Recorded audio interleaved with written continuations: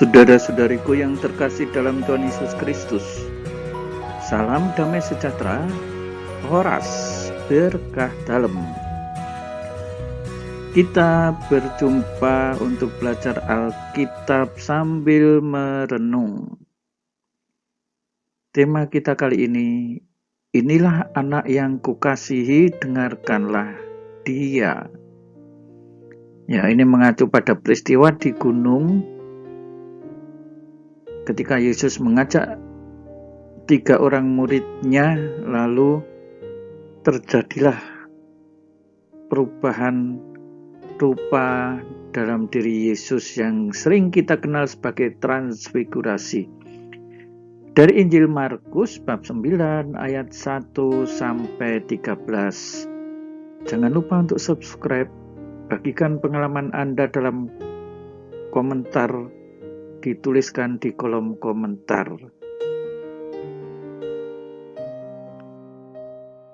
Yesus membawa Petrus, Yakobus, Yohanes bersama dengan mereka naik ke sebuah gunung yang tinggi. Ketiga murid ini adalah lingkaran terdekat di dalam kelompok 12 rasul, lingkaran terdekat dengan Yesus maksudnya. Nah, mereka diajak naik ke sebuah gunung. Di situ mereka sendirian saja. Nah, maksudnya dikatakan sendirian tentu untuk maksud tertentu dan biasanya berdoa, menyendiri. Nah, disinilah Yesus berubah rupa di depan mata mereka. Disebut pakaiannya sangat putih berkilat-kilat. Ya, ada sebuah perubahan rupa yang sangat aneh. Tidak ada seorang pun di dunia ini yang dapat mengenantang pakaian seperti itu. Nah, kemudian muncul sebuah peristiwa yang sangat mengejutkan dan dianggap luar biasa bagi 3 orang murid itu. Nampaklah kepada mereka Elia bersama dengan Musa. Keduanya sedang berbicara dengan Yesus. Nah, di dalam gambar ini mana ini yang Musa, mana ini yang Elia, sebelah kiri atau kanan? Nabi Musa yang sebelah kiri. Dari mana kita tahu? Nah, ini memegang loh batu. Ini 10 perintah Allah atau loh perjanjian, ya, loh batu perjanjian. Nabi Elia. Loh, ini orang-orang penghuni surgawi kok bisa ya berbicara dengan Yesus secara langsung dan disaksikan 3 orang muridnya. Itu artinya apa?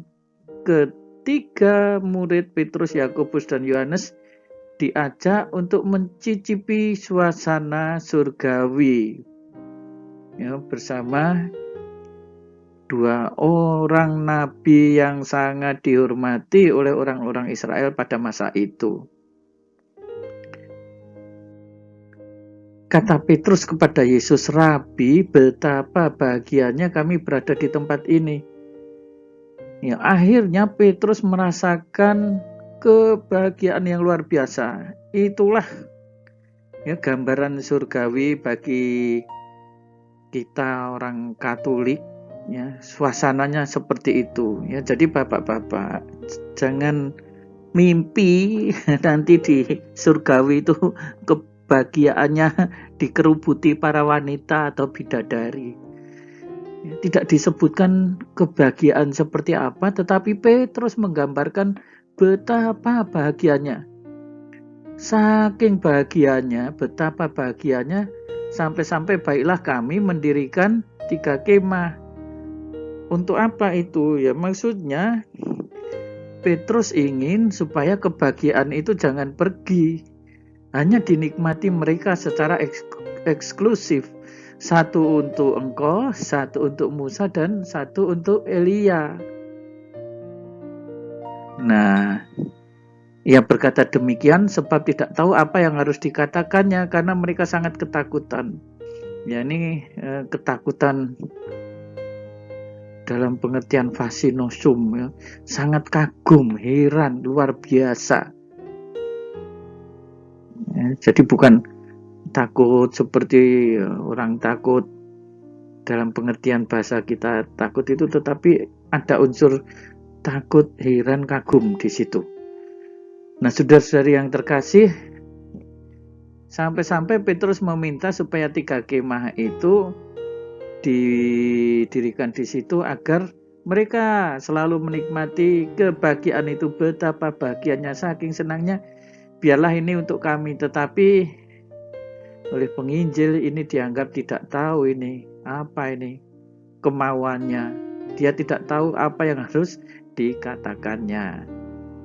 Nah, jangan kemana-mana. Kita lihat selanjutnya apa yang terjadi.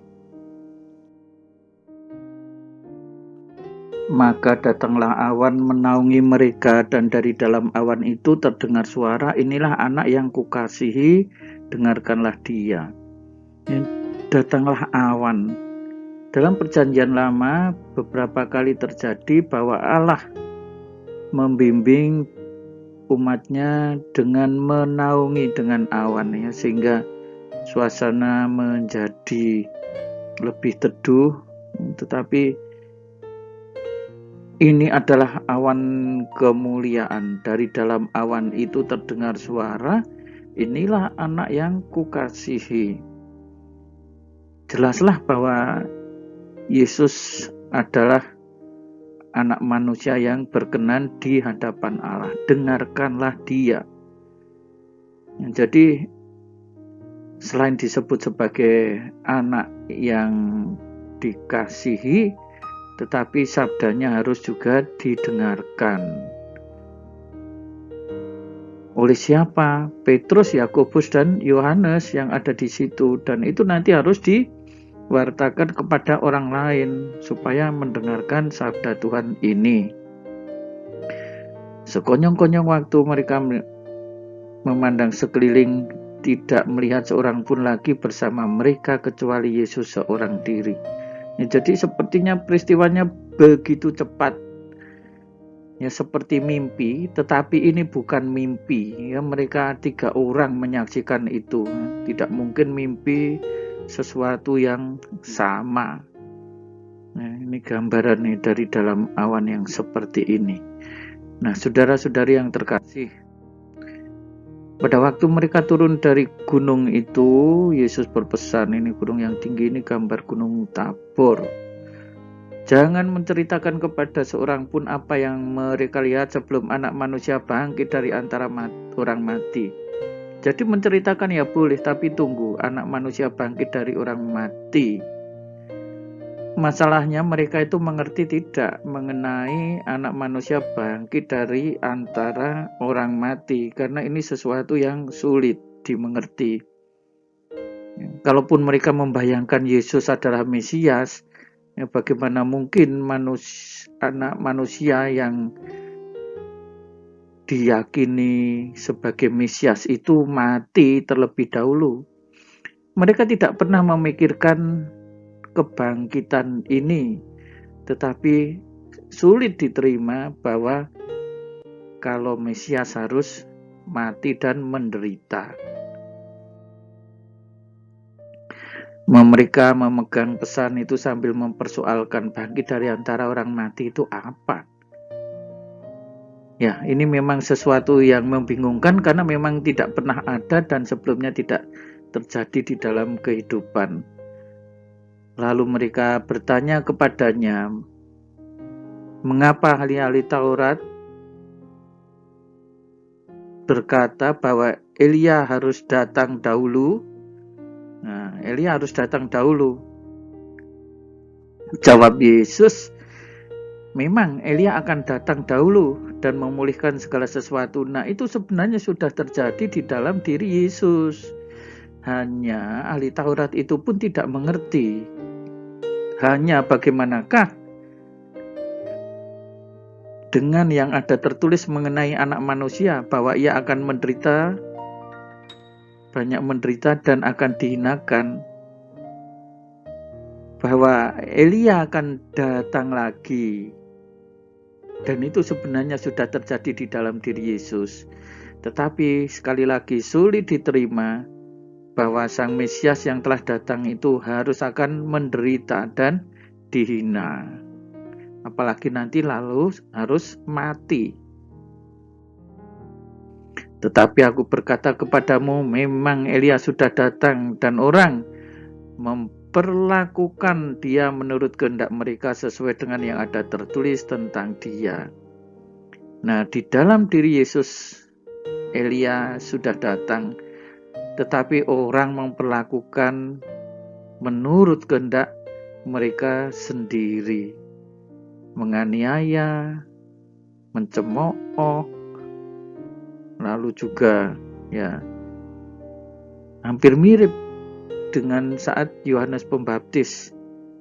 Di satu sisi dikagumi orang, tetapi di sisi lain dia juga dicemooh, dihina, bahkan pada akhirnya dibunuh oleh orang-orang sejamannya melalui Raja Herodes. Nah, saudara-saudari yang terkasih, kiranya peristiwa di atas gunung ini bisa menjadi inspirasi bagi kita bahwa memang Mesias akan bangkit, tetapi sebelumnya harus menderita. Ya, kita yang percaya kepada Yesus yang bangkit itu nanti akan boleh merasakan kebahagiaan sebagaimana dialami oleh Petrus, Yakobus, dan Yohanes. Sampai-sampai Petrus mengatakan, betapa bahagianya kami berada di tempat ini. Nah, saudara-saudari yang terkasih, percayalah ya, bersama Yesus saudara-saudari akan boleh mengalami betapa bahagianya di tempat ini. Di mana itu? Ketika Yesus sudah datang untuk kedua kalinya di dalam kerajaannya dan membawa kita untuk masuk menikmati hidup yang kekal. Mantap ya, bersama Yesus. Tuhan Yesus memberkati. Horas berkata-lem. Jangan lupa untuk subscribe, bagikan kepada teman-teman di grup, jadikan ini sebagai status di dalam WhatsApp Anda. Percaya Yesus, sekali percaya tetap percaya, akan ada bahagia bersama Yesus.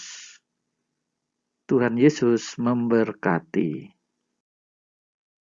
Saudara-saudari sekalian, pekerjaan saudara, keluarga saudara